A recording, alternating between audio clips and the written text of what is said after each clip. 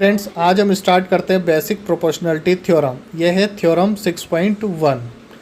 ठीक है, तो आपके जो ट्राइंगल चैप्टर है इसकी थ्योरम है 6.1। ये वेरी इंपॉर्टेंट थ्योरम है, ये आपके एग्जाम में पूछी जाती है।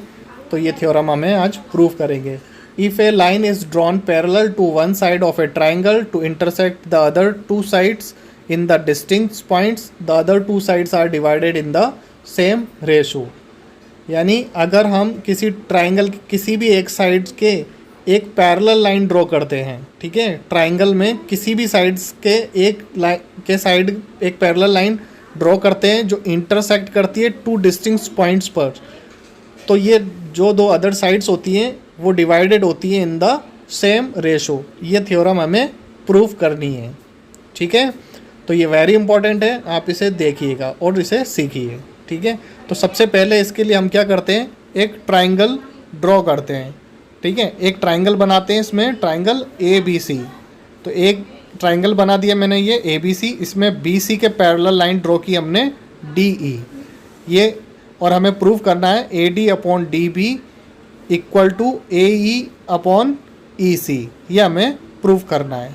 ठीक है, तो हमें जो जो चीज़ गिवन है वो लिख लेते हैं। Triangle A B C and a line segment D E such that D इस तरह से है कि D E parallel to B C. ठीक है, ये दिख भी रहा है, डी पैरेलल है बी सी के। We need to prove that A D upon D B equal to A E upon E C. ये हमें प्रूव करना है, ए ई अपॉन ई सी, ये हमें प्रूव करना है। ठीक है, तो अब इसको प्रूव करने के लिए हम क्या करते हैं, सबसे पहले B को E से ज्वाइन करते हैं और C से D को ज्वाइन करते हैं। ठीक है, तो हमने let join B and DC, तो B को E से ज्वाइन कर दिया और C को D से ज्वाइन कर दिया। अब now we can see that triangle BDE and DEC, ये दो ट्राइंगल्स बन गए। ये दोनों ट्राइंगल्स क्या हैं, देखो दोनों ट्राइंगल सेम बेस पे बने हुए हैं, है ना। दोनों का बेस क्या है, सेम है, जो कि क्या है, डी ई है। दोनों ट्राइंगल्स सेम बेस पे हैं और पैरेलल लाइंस के बीच में बने हुए हैं। ये दो पैरेलल लाइंस के बीच में बने हैं।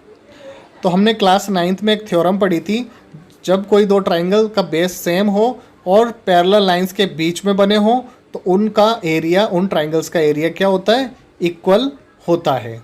ठीक है, तो हम यहाँ लिख सकते हैं कि ये जो दो ट्राइंगल बने इनका एरिया क्या है, इक्वल टू, तो area B D E equal to area D E C. ठीक है, ये इक्वल होगा। ये हमारी बनी इक्वेशन नंबर 1। इसे हम डाल देते हैं इक्वेशन नंबर 1 और इसे ऊपर लिख लेते हैं। अब हमें इक्वेशन नंबर 1 आ गई हमारे पास। अब देखिए, अब क्या करते हैं हम इसमें, अब हम क्या करेंगे, एक परपेंडिकुलर ड्रॉ करेंगे ए बी लाइन पर, जो ई से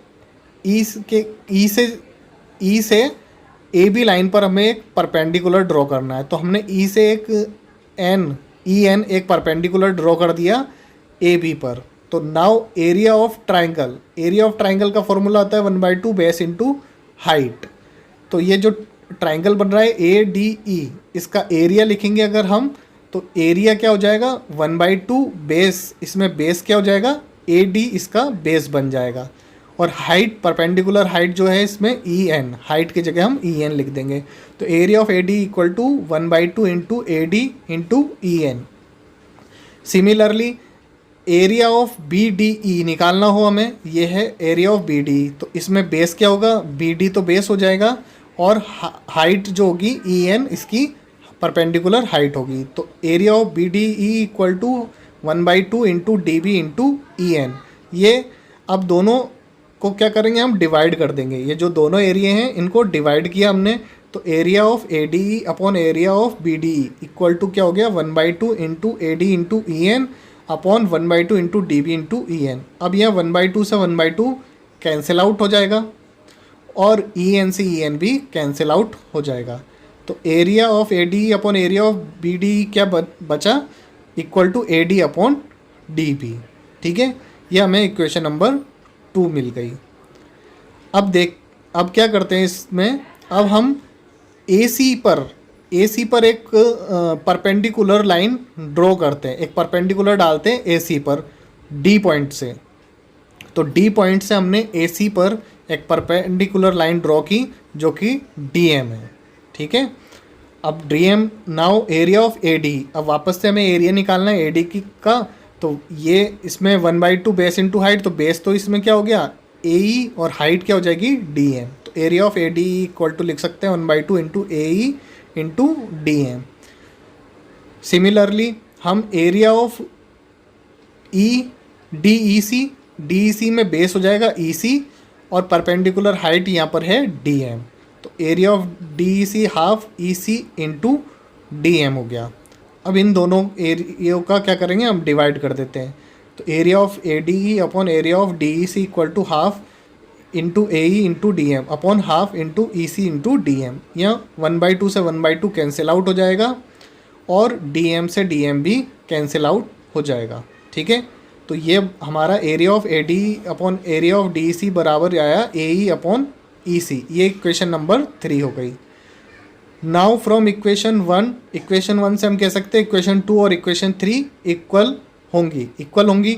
देखो इनका न्यूमरेटर तो दोनों का सेम है, एरिया ऑफ ए डी और एरिया ऑफ ए डी, और इनका denominator area of B D और area of D E C, ये इक्वेशन 1 के अकॉर्डिंग क्या है सेम है, इसीलिए हम इक्वेशन 2 को इक्वेशन 3 के इक्वल लिख सकते हैं। तो एक एरिया, तो इसे हम इक्वल लिखते हैं, तो area of A D upon area of B D E equal to area of A D E upon area of D E C. अब इसकी वैल्यू 2 और 3 से पुट करते हैं, ये दोनों डिनोमिनेटर सेम है क्योंकि इक्वेशन 1 से ये सेम हो गए, ठीक है। तो अब हम इनकी वैल्यू पुट करते हैं, A D upon D B equal to A E upon E C, यही हमें प्रूव करना था और यही बेसिक प्रोपोर्शनलिटी थ्योरम है, हैंस प्रूव, ठीक है। That's all for this video दोस्तों। नेक्स्ट वीडियो के अंदर हम डिस्कस करेंगे basic converse of basic proportionality theorem, जो कि है theorem 6.2। Thank you for watching video.